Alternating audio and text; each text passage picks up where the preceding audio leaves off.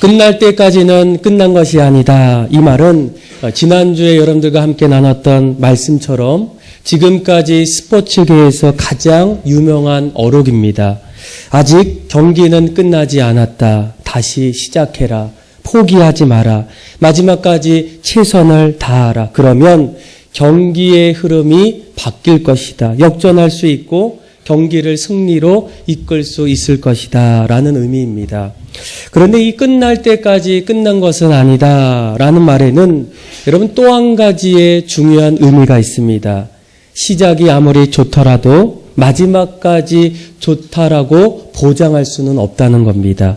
마지막까지 잘하지 않으면 처음과는 전혀 다른 결과를 얻을 수도 있다는 겁니다. 이런 관점에서 이런 인생도 마찬가지 아니겠습니까? 젊었을 때에 부귀영화를 누리던 사람이 노년에까지 동일한 삶을 산다는 보장은 없다는 겁니다.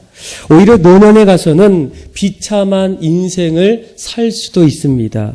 처음에는 큰 포부와 꿈을 가지고 시작했던 일들이 나중에는 흐지부지 되어서 마치 꿈 없는 사람들처럼 보일 수도 있다라는 겁니다. 그렇다면 이 신앙생활도 어떻게 되어지겠습니까? 오늘 우리가 함께 나눴던 말씀은 사도 바울이 그동안 사역을 하면서 함께 동역했던 사람들을 하나하나 소개합니다. 그런데 우리가 10절 말씀을 주목해 보면 여러 동역자들 가운데에 데마라는 사람을 한번 주목하기를 원합니다. 그는 데살로니가에 태어났고 바울의 전도를 받아서 주님을 처음으로 영접합니다. 처음 예수를 믿었을 때 그의 삶을 들여다보게 되면 누구보다도 적극적으로 사역하고 협조했던 사람이 데마입니다. 바울이 로마 감옥에 수감될 때에도 바울 곁에서 떠나지 않았던 사람. 그래서 바울은 이 데마를 향해서 나의 동역자다 이렇게까지 부르게 됩니다. 보통 우리가 이 동역자라는 말은 함께 나의 일을 같이 했던 사람이라고 말하지만 조금 더 의미를 들여다보게 되면 이 동역자는 생명을 같이 한 사람의 의미가 바로 동역자라는 거예요. 피를 나눈 관계보다 더 강한 사이, 살아도 같이 살고 죽어도 같이 사는 인생의 관계가 바로 동역자라는 거예요. 빌레몬서의 말씀을 읽게 되면 바울은 데마를 가리켜서 장래가 촉망되는 사람이다. 그래서 자기의 일을 신뢰할 수 있고 함께 일들을 감당할 수 있는. 그래서 한마디로 이 데마는 지금보다도 앞으로가 더욱더 기대되는 사람이 바로 데마라는 거예요. 그런데 여러분 끝날 때까지 끝난 것이 아닌 것처럼 데마의 신앙의 여정을 들여다보게 되면 그의 믿음의 여정이 어느 날부터 이전과는 다른 모습으로 점점 변하기 시작했다는 거예요. 한결같이 바울 곁에서 동역할 줄 알았는데 어느 날 바울 곁을 떠나게 됩니다. 물론 데마만 바울 곁을 떠나는 것은 아니었어요. 오늘 우리가 읽었던 10절 그리고 11절 말씀 보고 또 나중에 디모데후서 말씀을 보게 되면 바울이 이렇게 고백합니다. 아시아에 있는 모든 사람이 나를 버렸다는 거예요. 이유는 바울이 말년에 홀로 감옥에 갇혔을 때 감옥에 들어가 있는 시간이 길어지면서 한 사람, 두 사람 점점 그 곁을 떠났다는 거예요. 그런데 떠났을 때의 그 사람들을 향해서 어떠한 이유들을 이야기하기보다는 그냥 우리 주변을 떠났다고 말합니다. 그런데 오늘 우리가 읽었던 10절 말씀을 보게 되면 유독 데마만큼은 그가 내 곁을 떠났던 이유를 아주 분명하게 설명하고 있어요. 우리 한번 그 이유가 무엇인지 한번 10절 말씀을 같이 한번 읽어보겠습니다. 시작. 데마는 그레스게는 갈라디아로 디도는 달마디아로 갔고 아멘.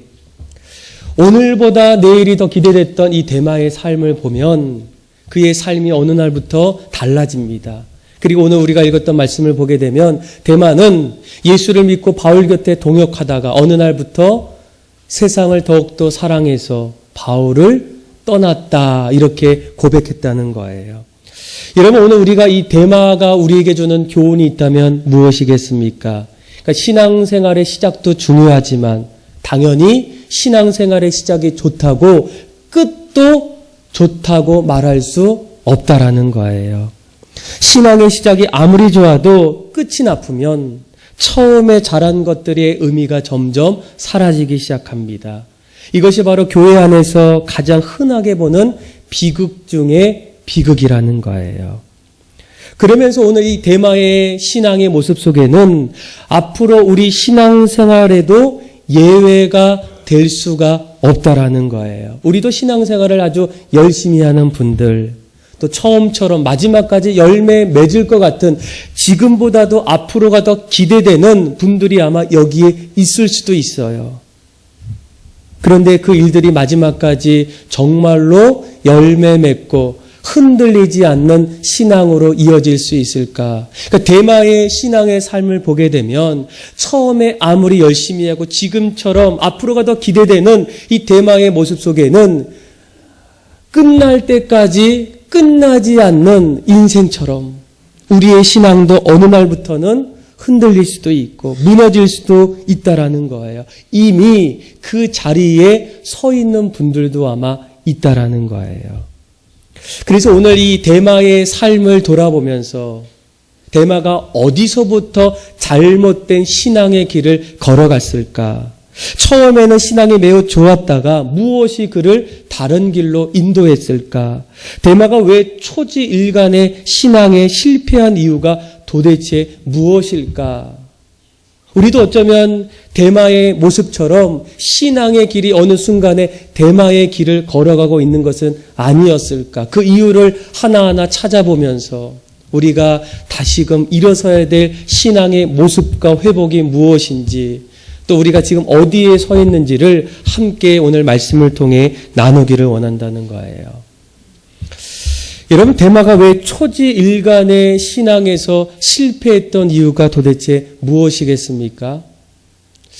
이 데마의 삶을 보게 되면 첫 번째로 그 믿음의 부족함이 그 안에 들어있다는 거예요. 한마디로 믿음의 결함입니다. 여러분 데마는 누구보다도 예수를 잘 믿었습니다. 그런데 어느 날부터 신앙생활에 잘못된 길에 들어서게 돼요. 그 이유가 도대체 무엇이었을까? 그러니까 뉴욕 리버사이드 교회의 해리 포스트 목사님은 이 데마의 이 부분을 이렇게 설명합니다. 그가 실패했던 이유는 그의 믿음이 기독교 복음의 양지만을 찾아다녔던 신앙이라는 거예요. 무슨 말이겠습니까? 우리가 예수를 믿을 때에 예수님께서 주시는 신앙의 유익들이 있는데 그 유익들만 점점 갖고 있다는 겁니다. 여러분 우리가 정말 신앙생활을 하다 보면 신앙에 놀라운 은혜와 축복이 있습니다. 가장 먼저는 이 세상에서 하늘 백성의 시민이 됩니다. 하나님께서 우리를 사랑해 주셔서 예수님을 보내주심을 통하여 우리는 예수 믿고 구원받아서 영원한 생명을 누리게 됩니다. 그런데 이러한 축복이 여기에서 끝나는 것이 아니라 예수를 믿을 때에 세상 속에서도 하나님이 주시는 은혜가 너무나 많다는 거예요. 신앙생활을 시작하다 보면 내 안에 없었던 하나님이 주시는 마음의 평화를 얻게 됩니다. 모든 욕심들을 십자가 앞에 내려놓을 수 있다는 거예요. 또한 그동안 알지 못했던 기쁨도 얻고 감사함도 내 안에서 하나하나 발견합니다. 그동안 죄에 굴레 있었던 나의 모습들이 해방되는 하나님의 도우심과 축복들이 우리가 이 땅을 살아가는 세상의 삶의 자리에 하나하나 우리에게 부어주셨다는 거예요. 이 모든 것들을 통틀어서 기독교 복음의 양지라는 거예요. 가장 좋은 은혜들, 혜택들. 그래서 데마는 예수를 믿고 나서 하나님이 주시는 그 은혜들을 하나하나 누리기 시작합니다. 예수 믿은 지 얼마 되지 않았을 때 그는 더욱더 적극적인 신앙을 보이기 시작합니다. 바울과 늘 동행하기 시작하고 바울이 감옥에 갈 때에도 거기까지 동행했던, 누구도 따라갈 수 없었던 열정을 가졌던 사람이 데마였다는 거예요. 그런데 여러분, 우리가 사실 신앙생활하다 보면 이렇게 열정적이고 기쁨이 있고 축복 속에 살아가는 모습들만 있겠습니까? 아니라는 거예요. 신앙생활에는 신앙의 복음의 양지가 있다면 반대로 그 안에는 주님 때문에 우리가 겪게 될 신앙의 복음의 음지도 있다라는 거예요. 예수 믿을 때에 예수님 때문에 내가 받아야 될 여러 가지 어려움들, 또 심지어는 부당한 대우도 받게 된다는 거예요.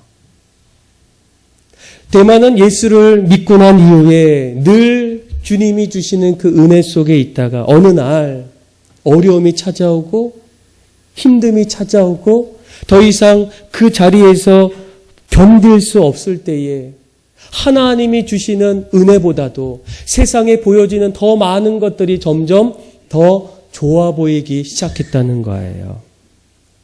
그래서 여러분, 우리가 오늘 이 말씀을 통해서 반드시 기억해야 될 것은 무엇이겠습니까? 신앙생활에는 예수님 때문에 우리가 얻게 될 신앙의 유익들이 많지만 동시에 예수님으로 인해서 우리가 받게 될 삶의 어려움도 반드시 있다라는 거예요. 아마 여기 계신 분들 중에는 하나님이 주시는 은혜 속에서 축복의 길을 현재 걷고 계신 분도 있고, 또한 신앙으로 인해서 예수님 때문에 어려움을 겪고 계신 분들도 있다라는 거예요. 그런데 더 중요한 것은 이 두 가지를 늘 마음속에 두셔야 우리의 신앙이 초지일간의 신앙으로 마지막까지 열매 맺으면서 나아갈 수 있다는 거예요. 데마처럼 실패하지 않고 무너지지 않고 흔들리지 않고 더 이상 세상이 좋아서 그것을 향해서 다시 돌아가지 않는다는 거예요. 여러분들이 갖고 있는 신앙의 모습은 무엇이겠습니까? 여러분들은 과연 무엇을 마음에 두기를 원하십니까? 신앙이 단지 주는 유익만, 아니면 그것 또한 아울러서 하나님이 나를 통해서 주시는 어려움도 내가 극복하기를 원하십니까? 그래서 데마는 믿음을 갖고 있음에도 불구하고 믿음 안에 균형 있지 못한 믿음의 결함이 있었다는 거예요. 한쪽만을 바라보는 신앙. 이것이 데마가 초지일관하지 못한 그의 삶의 모습이었습니다. 두 번째로 이 데마가 초지일관의 신앙이 무너질 수밖에 없었던 이유가 무엇이었을까? 여러분, 우리가 이 신앙생활을 한마디로 표현하면 뭐라고 말할 수 있겠습니까? 여러 가지 말할 수 있는데 많은 분들이 신앙이란 과연 무엇일까? 신앙은 무언가를 기다린다는 거예요. 하나님께서 우리를 너무 사랑하셔서 은혜 주셨고 다시 죄에서 구원해 주셔서 하나님의 자녀가 되게 하셔서 장차 우리에게 올 하늘나라의 영광을 누리는 삶을 우리에게 약속해 주셨습니다. 그래서 신앙은 그 약속을 붙잡고 날마다 소망 가운데에 살아가는 삶이 신앙이에요. 소망이 있기 때문에, 그 약속이 있기 때문에 오늘도 내일도 기다리며 그 자리에 서는 겁니다. 그래서 성경에는 이 기다림을 인내라고 얘기해요. 인내가 있어야 기다릴 수 있다. 예수님께서 씨 뿌리는 비유를 통해서도 우리가 열매를 맺기 위해서는 가장 중요한 것은 기다리라는 거예요. 말씀을 듣고 지켜 인내하는 사람에게 반드시 기다리는 그 순간에 열매가 있다는 거예요. 그래서 여러분 참 놀라운 것은 성경을 하나하나 읽어보면 성경에 나오는 대부분의 믿음의 사람들의 한결같은 공통점은 그들의 마음속에 소망을 마음에 품고 기다리는 인내의 신앙들이 너무나 많았다는 거예요. 욥기를 보면 욥은 한마디로 우리가 동방의 의인이라고 말합니다. 하나님을 경외하고 악에서 떠났던 사람이 욥이었어요. 그런데 어느 날 뜻밖의 어려움이 찾아옵니다. 그가 가졌던 재산도 잃게 되고 가족들도 점점 잃었을 때에 상실감이 누구보다도 크게 시작해요. 육체적으로, 정신적으로, 영적으로 갈등이 그의 마음속에 끊임없이 일어납니다. 그의 안에는 심지어 하나님을 저주하게 돼요. 그런데 욥은 마지막까지 그 길에서 서 있었어요. 그런데 그 일을 찾아보니까 그가 이렇게 얘기합니다. 한번 들어보세요. 비록 하나님이 나를 죽이신다 할지라도 나는 주님께 소망을 두리라. 그러니까 소망이 그 안에 있기 때문에 자신에게 놓여진 여러 가지 상황 속에서도 끝까지 기다리며 인내했다는 거예요. 인내할 때 하나님이 그 다음 날부터 욥의 삶의 자리에 길을 열어주시고 오히려 새로운 삶을 그에게 부어주셨다는 거예요. 욥뿐만이겠습니까? 다윗도 마찬가지. 다윗이 기름 부음을 받았을 때 이제 얼마 안 있으면 왕이 됩니다. 그런데 뜻밖의 그는 그때부터 그 이전의 왕이었던 사울에게 쫓김을 받게 돼요. 도망자 같은 인생, 쫓기는 인생. 날마다 그의 삶의 자리에는 적으로부터 포위당하는 일들이 한두 번이 아니었어요. 날마다 그의 마음속에는 불안과 걱정이 한시도 떠나지 않습니다. 그런데 그가 마지막까지 승리하게 돼요. 그 이유를 보게 되면 이 다윗의 마음속에는 주님이 결코 나를 버리지 아니하신다는 확신과 소망이 그의 마음속에 여전히 있었기 때문이에요. 예레미야도 여러분 마찬가지예요. 이스라엘 백성들이 가장 안타깝고 힘들었던 그 시기는 바벨론에 의해서 그 나라가 망했을 때, 그래서 더 이상 이스라엘 백성들은 마치 포로로 끌려가서 짐승처럼 도살되어지는 일들이 나타나게 돼요. 그런데 그때에도 예레미야 선지자는 포기하지 않아요. 그 이유를 물어보니까 예레미야가 이렇게 얘기합니다. 하나님의 긍휼하심과 인자하심을 믿고 인내하면서 소망을 기다렸다는 거예요. 그래서 히브리 기자는 이 인내를 이렇게 표현해요. 우리 앞에 당한 경주 이렇게 얘기해요. 보통 우리가 신앙을 마라톤에 비유할 때가 있어요.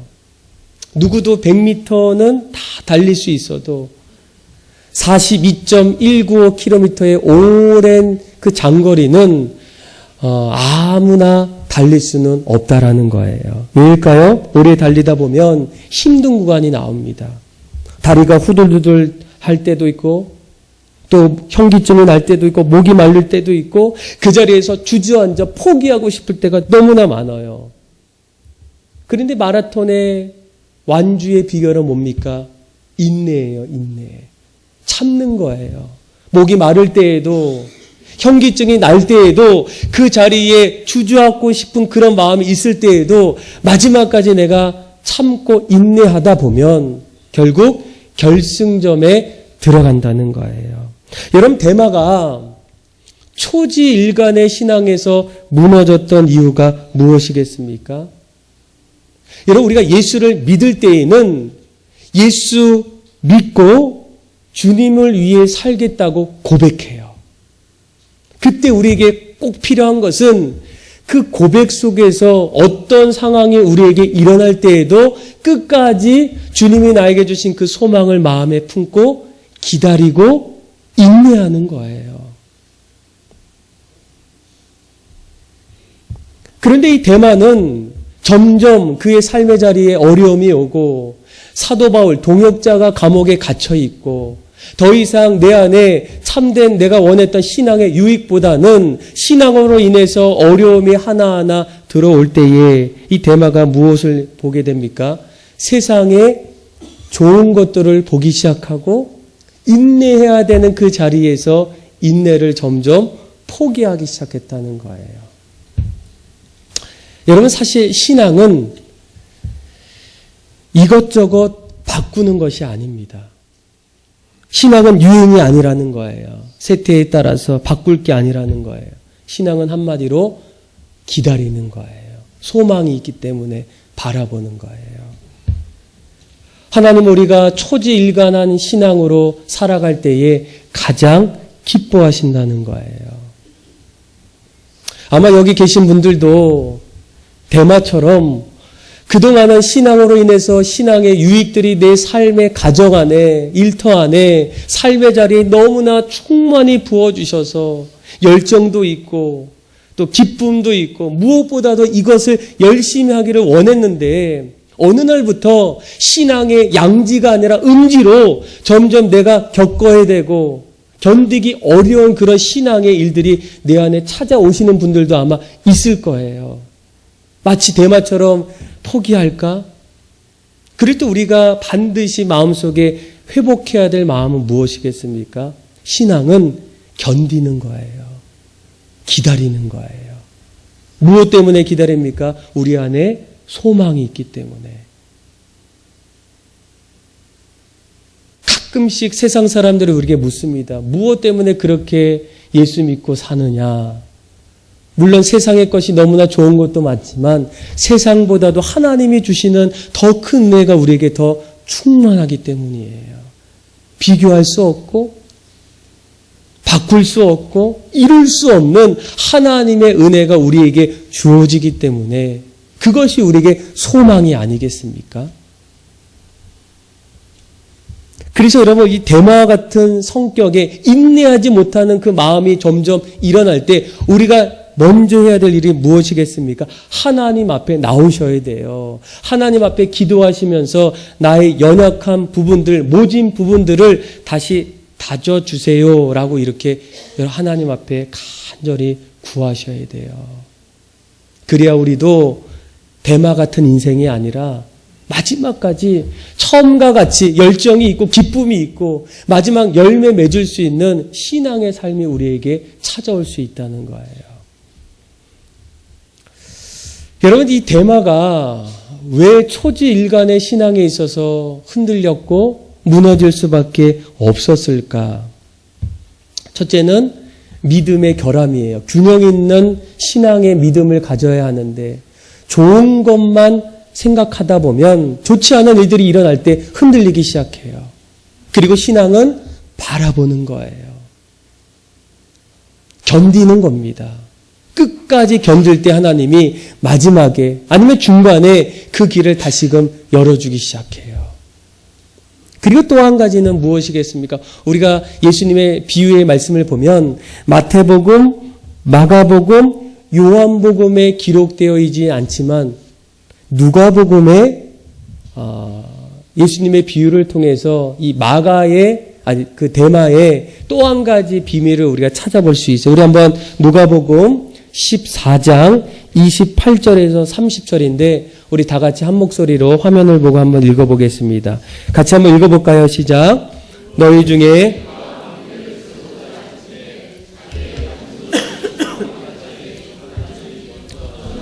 그 비용을 계산하지 아니하겠느냐? 그렇게 아니하여 그 기초만 쌓고 능히 이루지 못하면 보는 자가 다 비웃어 이르되 이 사람이 공사를 시작하고 능히 이루지 못하였다 하니라. 아멘. 그러니까 지금 우리가 읽었던 말씀은 어느 사람이 이제 망대를 하나 세우기를 원해요. 그런데 중요한 것은 이 높은 탑을 세우기에 앞서서 이 망대 안에 들어가야 될 비용이 얼마인지를 계산하는 일이 너무나 중요하다는 거예요. 그러지 않고 자기 그냥 생각으로 바로바로 그 일을 하다 보면 공사 중간에 더 이상 이 공사를 할 수 없게 되고 사람들이 그 모습을 보면서 오히려 미련한 사람이라고 비웃지 않겠느냐라는 말씀이 우리가 방금 읽었던 이 누가복음 14장의 말씀이에요. 이 말씀의 핵심은 무엇이겠습니까? 우리가 무엇을 하기를 원할 때, 그 길을 걸어갈 때 반드시 그 자리에 우리가 무언가를 지불해야 될 이 대가가 무엇인지를 아셔야 한다는 거예요. 여러분, 이 대마가 신앙생활에 실패했던 가장 큰 이유는 무엇이겠습니까? 그것은 내가 주님을 믿고 나서 주님의 길을 끝까지 따라가기 위해서는 자신이 하나님 앞에서 치러야 될 대가가 어느 정도인지를 계산했어야 됐다는 거예요. 하나님 나라에 들어가겠다고 결심한 사람은 반드시 그 나라 앞에 사전에 결단이라는 것이 있어야 됩니다. 쉽게 말하면 하나님 나라에 들어갈 때 내가 무엇을 준비하고 해야 될까? 여러분, 우리가 예수를 믿을 때에 우리가 지불해야 될 것들이 있다면 무엇이겠습니까? 이제는 주님 때문에 세상의 것을 포기하는 것을 하나하나 지불하셔야 돼요.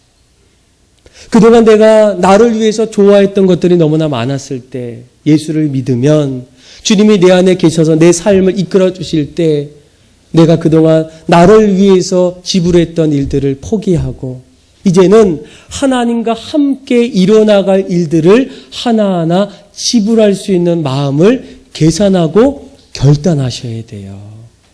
그것이 오늘날 우리가 말하는 이 헌신, 결심, 결단이라는 거예요. 예수님께서도 무리들 앞에서 뭐라고 얘기합니까? 나를 따라오려거든 그냥 와라 이렇게 얘기하지 않으셨어요. 뭐라고 얘기하십니까? 자기를 부인하고 자기 십자가를 지고 날마다 나를 따르라는 거예요. 아마 우리 교회에 이렇게 처음 오신 분들 중에 이렇게 대화를 하다 보면 우리 교회가 가장 좋은 것이 무엇입니까? 이렇게 물어봐요. 그러면 그분들 중에 대부분이 우리 교회, 온누리 소망교회가 마음속에 품고 있는 이 비전이 너무나 좋다고 말씀하시는 분이 덜어 있어요. 사람을 살리는 교회, 또 사람을 세우는 교회, 그리고 지역을 섬기는 교회의 비전을 갖고 있어요. 그런데 우리가 이 비전들을 하나하나 이루기 위해서는 반드시 기억하고 우리 마음에 결단해야 될 일이 있어요. 그렇죠? 이를 위해서, 사람을 살리는 일을 위해서, 사람을 세우는 일들을 위해서, 지역을 섬기는 일을 위해서 우리가 치러야 될 대가들이 반드시 있어야 한다는 거예요. 이런 대가들이 우리에게 점점 사라지면 그 비전은 결국 비전으로 끝날 수밖에 없고 망상으로 마칠 수밖에 없다라는 거예요. 아마 우리가 선교를 열심히 하려고 할 때에 또 한쪽에서는 선교를 많이 해서 좋아요 이렇게 얘기해요. 그런데 정말 우리가 선교를 열심히 하려면 중요한 것은 우리가 선교를 위해서 우리의 삶을 들이셔야 돼요. 우리가 여름, 겨울에는 또 국내 해외 아울리치를 가게 되고 또 각 목장들이 이 선교지를 하나씩 연계해서 이 선교지를 위해서 기도하고 또 후원하는 일들이 일어나요. 그러니까 오늘도 보니까 한 목장에서 그 나눔 비전 교회를 오늘 또 국내 아울리치를 갔어요. 한 13명 정도 이렇게 가게 됐는데 그분들이 오늘 아침 한 8시에 오셨어요. 8시에 오셔서 기도하고 또 교회차를 타고 아마 2시간 반 정도 걸려 강원도 원주니까. 그런데 오늘 아침에 먼저 지난주에 오셔서 얘기하더라고요. 목사님 저희가 다시 한번 그 교회 가서 같이 축하하고 좀 돕고 싶어요. 그래서 제가 그 말을 듣고 마음속에 너무 기뻐했어요. 야, 이분들이 또 그런 마음이 있구나. 그러면서 한 가지 드는 것은 정말 우리가 선교하기를 원하고 선교하는 교회가 되기 위해서는 우리 모두에게는 그 선교를 위한 치러야 될 분명한 대가를 여러분들이 계산하셔야 돼요. 여러분 다음 세대도 여러분 마찬가지입니다. 다음 세대가 하나님 앞에서 다른 세대가 아니라 하나님을 알아가는 세대가 되기를 간절히 원할 때 그 아이들을 신앙으로 인도하기 위해서는 신앙의 부모님들이 그 역할들을 하나하나 감당해야 될 대가들을 여러분들이 계산하셔야 돼요. 저절로 되는 것이 아니라 이 부모님들의 결단과 헌신이 아이들의 신앙의 온전한 자리로 이끌어갈 수가 있다라는 거예요. 교회가 알아서 하겠지? 여러분 교회는 주님의 이름으로 모인 성도들의 모임이 교회입니다. 여러분들이 교회예요. 건물이 교회는 아닙니다. 건물은 예배당이에요. 오늘 이 대마도 여러분 그런 의미가 있어요. 그가 왜 세상을 사랑해서 떠났을까? 처음에 그의 마음속에 예수를 믿을 때에 예수님 앞에서 내가 치러야 될 이 대가들을 하나하나 생각해보고 이제는 하나님 앞에 어떠한 삶의 자리에서도 헌신하고 결단하기를 원하는 그 마음이 있어야만 마지막까지 끝날 때까지는 끝나지 않는 인생처럼 우리 인생의 마지막에 열매를 맺어갈 수 있어요. 반대로 우리가 믿음이 하나하나 결함되고 또 그 안에서 소망을 가지고 인내하지 못하고 결단하지 못하고 헌신하지 않게 되면 우리의 신앙도 어느 순간부터는 초지일간의 신앙이 무너질 수밖에 없다라는 거예요. 사랑하는 믿음의 성도 여러분, 하나님 앞에 기쁨이 되기를 원하지 않습니까? 하나님의 은혜 속에 날마다 살기를 원하지 않습니까? 대마 같은 인생이 아니라 초지일간의 신앙으로 마지막에 가서는 하나님 앞에 기쁨이 되는 인생이 되기 위해서 오늘 말씀을 통해서 하나님 내 믿음에 균형 있는 믿음을 갖고 있는지를 돌아보시고 또한 내가 날마다 살아갈 때 하나님 기다리겠습니다. 인내하겠습니다. 마지막까지 소망이 있기 때문에 그 자리에 서 있겠습니다. 그리고 결단하고 또 내 마음을 드림을 통해서 여러분들의 삶이 하나님 앞에 기쁨이 되고 마지막까지 끝날 때까지도 여러분들의 신앙이 날마다 열매 맺을 수 있는 그런 신앙의 삶이 다 되기를 주님의 이름으로 축복합니다. 우리 시간